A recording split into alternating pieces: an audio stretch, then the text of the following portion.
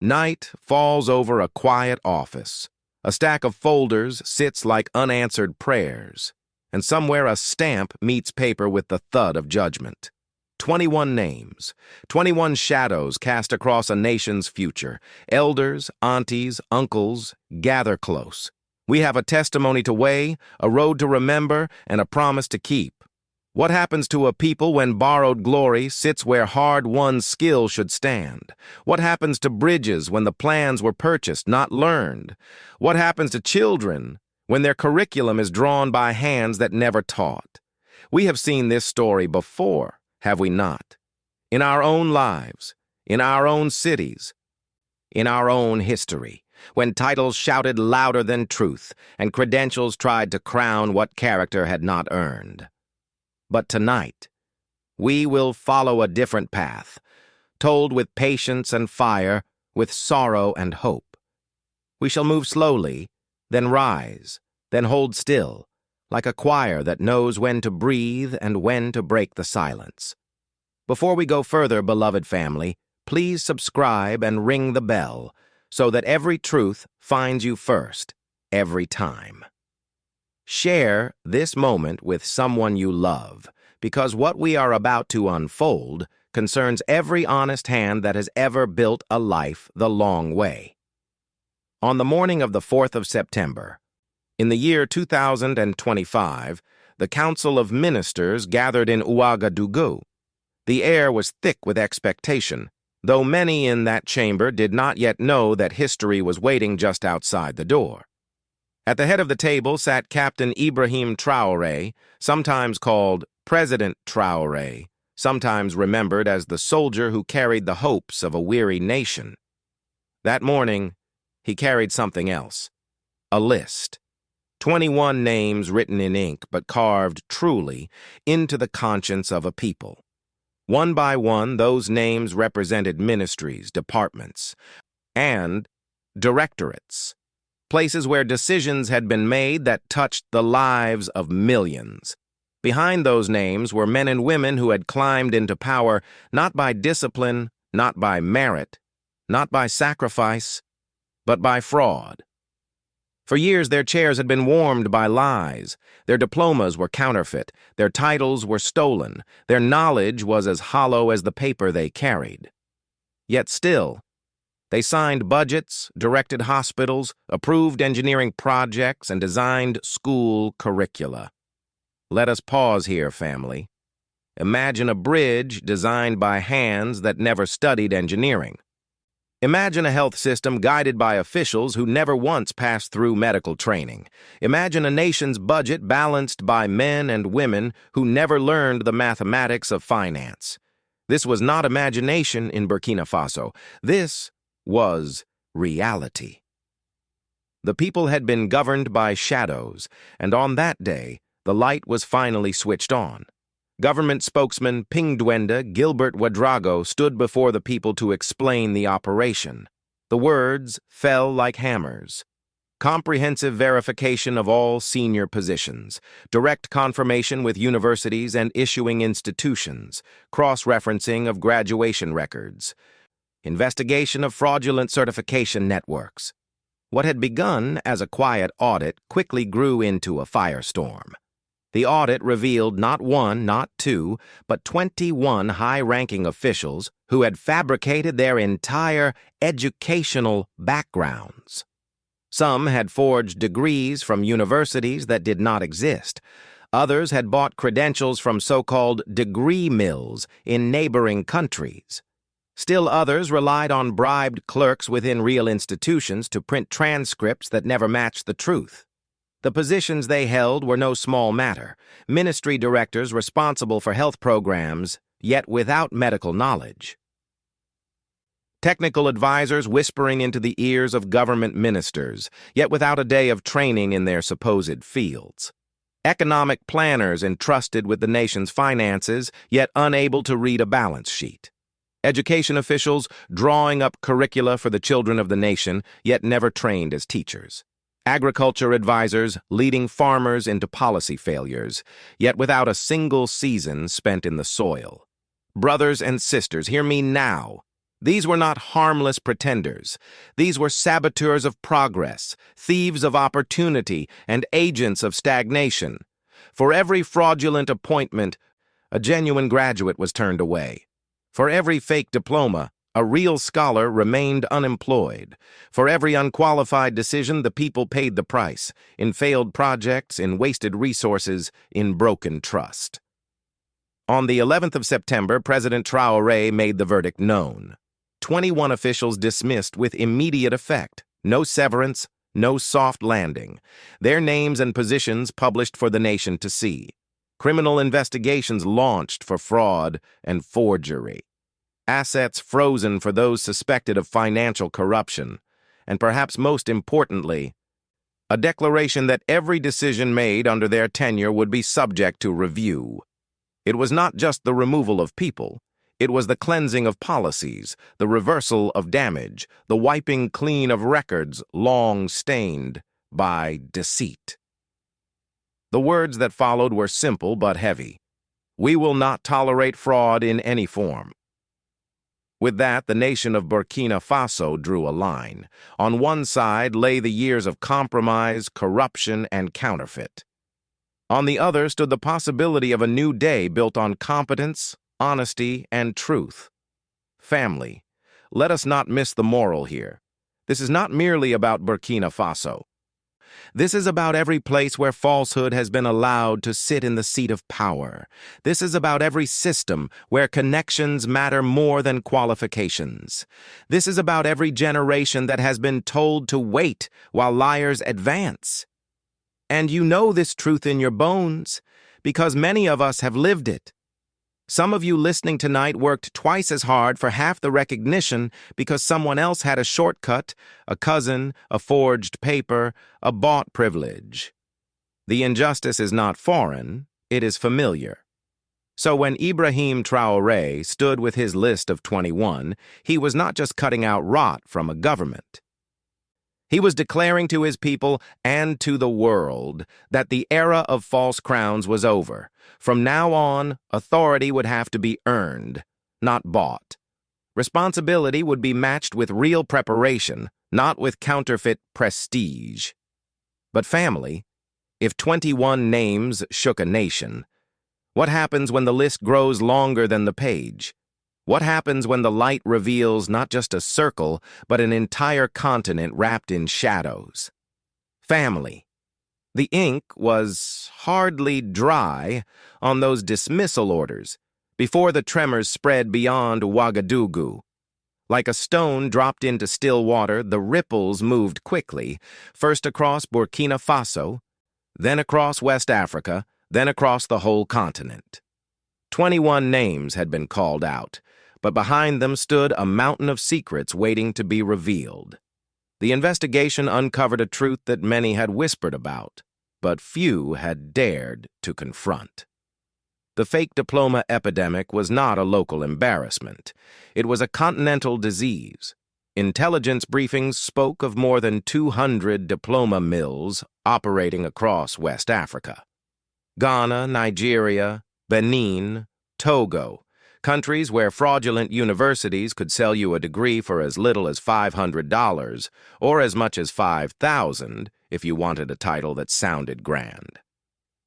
These were not flimsy certificates printed in back rooms. No, these were elaborate operations with glossy websites, fake accreditation boards, and international partners that gave them the appearance of legitimacy.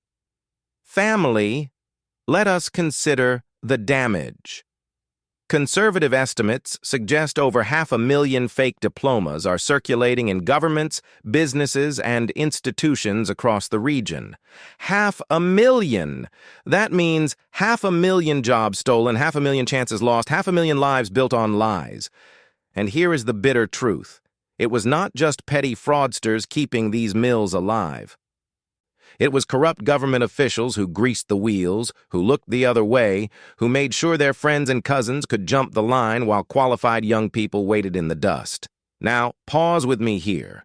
Think of the projects delayed, the budgets wasted, the classrooms mismanaged, the hospitals understaffed, all because fraud wore the uniform of authority.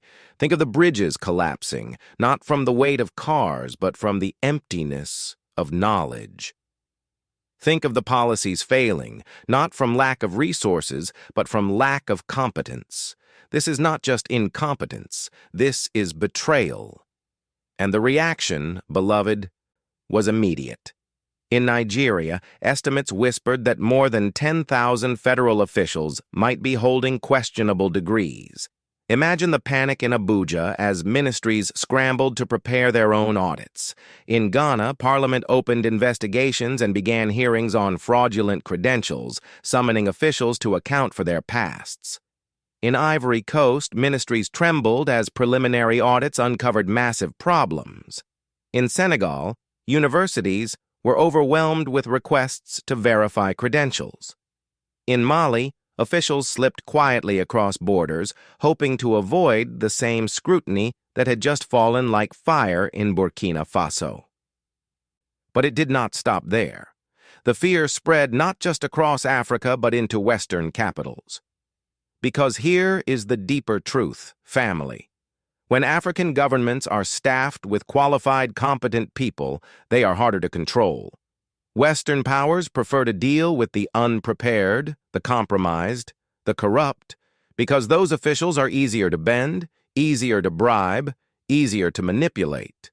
When Captain Traoré set a standard of verified excellence, Washington, Paris, and London felt the ground shift beneath their feet. Reports surfaced of frantic meetings in foreign embassies. Analysts warned that if Burkina Faso's model spread, entire governments across Africa could face a personnel crisis. Imagine a continent where every ministry, every department, every agency had to prove its officials were truly qualified. The exposure would not just claim dozens, but hundreds, perhaps thousands. And with each dismissal, the old order of corruption would lose its grip. Elders, this was more than a scandal. This was a revolution in disguise. Because once people taste the power of competence, they cannot go back to mediocrity. Once citizens see bridges built correctly, budgets balanced properly, hospitals staffed by real doctors, schools guided by trained educators, they will no longer accept fraud as normal. And that is why the purge of 21 officials sent fear, not just into dishonest hearts, but into the very foundations of a system that had thrived on lies for decades. Let me tell you, the youth of Africa were watching closely. On social media, hashtags like No Fake Diplomas and African Excellence gained millions of engagements. University students from Lagos to Nairobi, from Accra to Johannesburg, demanded the same audits for their own leaders. They said, if it can happen in Burkina Faso, why not here? If Captain Traoré can demand integrity, why not our president, our ministers, our mayors? The cry was contagious, the momentum unstoppable. And this is where the story reaches its boiling point. Because what began as an internal purge quickly became a continental mirror. Other governments had no choice but to confront what they had long hidden. Audits began, rumors swirled, politicians scrambled. Some promised reform, others tried to suppress the conversation. But the people had already seen the example. They had already tasted the idea that power should rest in the hands of the qualified, not the counterfeit. Beloved, let us not mistake the stakes. This was not just about 21 names. It was about the credibility of governance across an entire continent. And when credibility collapses, so too do the excuses that shield corruption. This is why fear spread faster than the truth. Because if Burkina Faso could purge fraud, then no government was safe from exposure. And yet, elders, this fire did not only burn away what was false, it lit a path for what could be. Family, when you tear away the veil of deception, two things remain: the wounds left by falsehood and the healing that truth begins to bring. In Burkina Faso, The dismissal of 21 officials did not just open a scandal, it opened a season of reckoning. And as the dust began to settle, the people started to see the difference between government led by shadows and government led by light. Let us walk slowly through the consequences, because they are many and they are mighty. First came the practical, immediate outcomes. The 21 dismissed officials were not replaced with more of the same.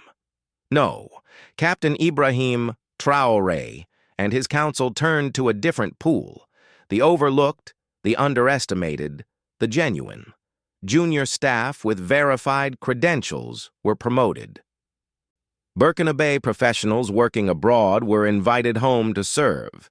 Competitive examinations were opened so that talent, not connection, determined who held office. Mentorship programs paired younger leaders with experienced, trustworthy officials.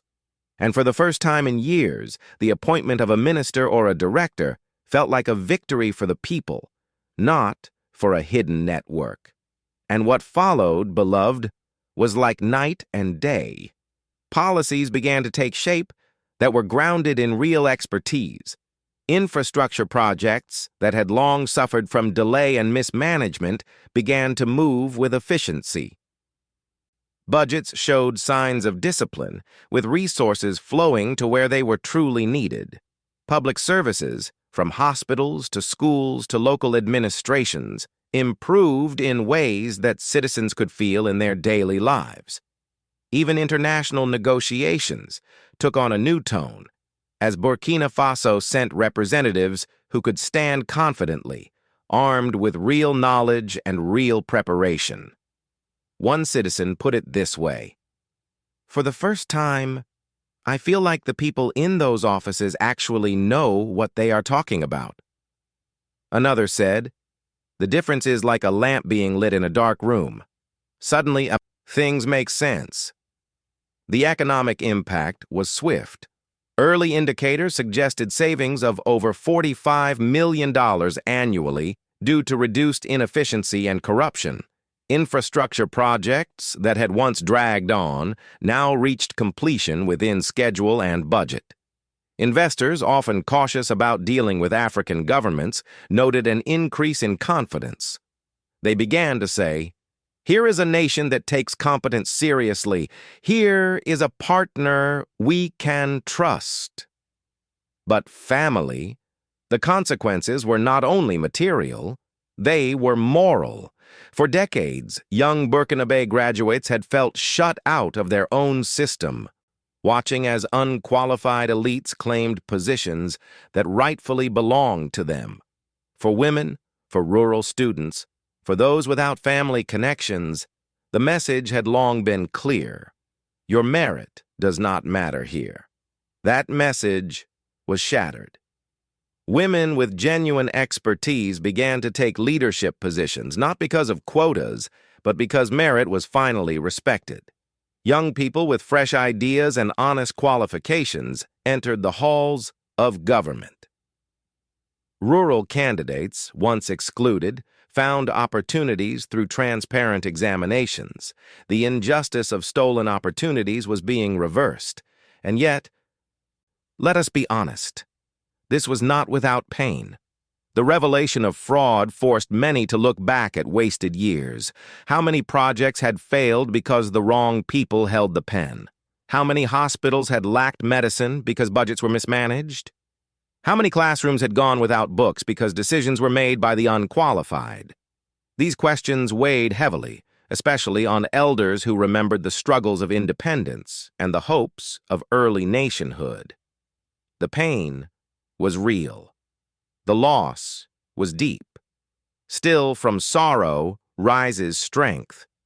With each genuine appointment, hope took root again. Citizens began to believe that competence was not just a dream, but a standard that could be enforced. Young Africans across the continent saw a model: that their studies, their sacrifices, their late nights in the library, their prayers before examinations, all of it mattered. That their hard-earned degrees would no longer be worthless in the face of counterfeit. that their future would not be stolen by fraudsters in expensive suits. Beloved family, this is where the story turns from anger to expectation. Because what was once dismissed as impossible, merit-based governance in Africa, was now visible before their very eyes. And once you see it, you cannot unsee it. So I ask you, elders and family across the diaspora, in your own lifetime, have you witnessed an institution change for the better because it finally placed competence above connections? Was it a school, a church, a workplace, a city council? Share that testimony in the comments, for your story may strengthen another soul who doubts that change is possible. And now, family, let us pause. For if competence can rebuild a ministry, can it also rebuild a continent? Family, what happens in Ouagadougou does not stay in Ouagadougou. When a government in West Africa declares that fraud will no longer rule, the echo reaches Harlem, Detroit, Atlanta, and Chicago. It resonates with every elder who remembers fighting for the right to sit in a classroom, to graduate with dignity, to prove that knowledge, not prejudice, was the true measure of worth. Let us be plain. The dismissal of 21 officials in Burkina Faso may seem like an African story, but it is also an American lesson, because fraud and favoritism are not limited by geography. We know it here. We have seen it in school boards where politics outweighed children's needs.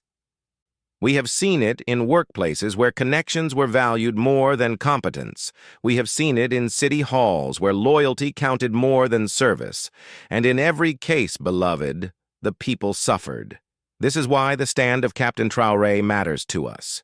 It reminds us that truth is not only a cultural value, it is a universal need. Just as we once marched for civil rights, demanding equality under the law, so too must societies everywhere demand equality under merit. The lesson is the same. No more false crowns, no more counterfeit callings, no more paper thrones. Internationally, the reactions told a deeper story. In Paris, officials worried aloud that competent African leaders would refuse foreign guidance. In Washington, analysts warned that stronger institutions meant fewer opportunities to manipulate policy. In Brussels, there were calls for gradual transition, code words for slowing down change until influence could be preserved. And at the United Nations, expressions of concern masked a deeper fear, that independent, competent African governance would require international organizations to treat Africa as an equal partner, not as a subordinate. But family, competence is contagious. If it is good for Ouagadougou, it is good for Accra. If it is good for Accra, it is good for Lagos. And if it is good for Lagos, tell me, church, ain't it good for us all? This is the global ripple. When one nation proves that fraud can be purged and merit can rule, others are forced to reckon with their own shadows. And when elders like you, in the pews and living rooms of America, nod your heads and say, yes, this is right, you join the chorus of change. For the struggle for integrity is not bound by borders. It is a universal calling. So let us stand together, family, from Ouagadougou to Oakland, from Burkina Faso to Baltimore, and let us declare, truth belongs in power, and power must serve truth. But if truth is good for Ouagadougou, tell me, family, ain't truth good for us all? Family, when 21 names were struck from the record, it was not the end of a story. It was the beginning of a new chapter. For Captain Ibrahim Traoré and the Burkina Faso nation, the road ahead is not merely about punishment for past fraud, but about building a future where truth cannot be stolen, where merit cannot be faked, and where excellence is the standard. The first step on this road is building systems that cannot be fooled. Transparent examinations for public service positions, competitive recruitment that welcomes every qualified son and daughter of the nation, and digital record systems that trace every credential to its source. Fraud thrives in shadows, but technology and transparency can flood those shadows with light. Second comes investment in education itself. Genuine excellence is not imported, it is cultivated. Universities must be strengthened, curricula sharpened, faculty supported, and young scholars given scholarships in critical fields: engineering, medicine, agriculture, technology, and finance. For a nation to stand on its own, its foundations must be built by hands that truly know the craft. Third is mentorship. A nation cannot change course with policy alone. It needs leaders shaped by wisdom. The vision is to pair experienced officials of proven integrity with younger staff, so that competence is not only taught but modeled. In this way, the culture of governance shifts from corruption to integrity, from shortcuts to stewardship. And let us not forget the wider vision. This is not only about Burkina Faso, it is about Africa rising into a new meritocracy. It is about women stepping forward into roles long denied, not by favor, but by rightful qualification. It is about young graduates seeing government service not as a place of compromise, but as a place of calling. It is about rural students knowing that their effort in the classroom can carry them as far as their talent and discipline allow. Family, hear me now. The road ahead is not easy. There will be resistance. There will be those who prefer the old ways of connection over competence, who cling to counterfeit power because real preparation is beyond them. But the standard has been set. The example has been made, and the youth of Africa and the elders of the diaspora have seen too much to go back. This is why we must hold fast to the word, to the promise, to the testimony of that day. Because if one captain can set fire to fraud in his house, who will be the next to do the same? If Burkina Faso can demand verified excellence, who will follow? If the light has been lit in Ouagadougou, who will carry it across the continent? Stay with me, family, because the benediction is still to come. Family, let us bring the testimony home. On the 4th of September, in the year 2025, 21 names were erased from the seats of power. Yet what Captain Ibrahim Traoré began was more than a purge. It was a proclamation. A declaration that no counterfeit crown shall govern a people's destiny, that no paper throne shall weigh more than true preparation, that no fraud shall sit where only faithfulness, merit, and knowledge belong. And what have we seen since? Bridges designed with care, budgets balanced with sense, hospitals guided by trained hands, schools led by teachers who have truly walked the road of learning, policies written not by pretenders, but by proven minds. This is not fantasy. It is the fruit of demanding integrity. Beloved elders, this is the word we must pass on to our grandchildren, that truth is worth fighting for, that knowledge is sacred, that service without competence is betrayal. We must remind them that justice is not only about fairness in the courtroom, but about fairness in opportunity, fairness in leadership, fairness in who gets to hold the pen of power. Now let me ask you, what lesson will you leave behind? What story will you tell your children and your children's children about the value of hard work, the dignity of honest study, the blessing of real preparation?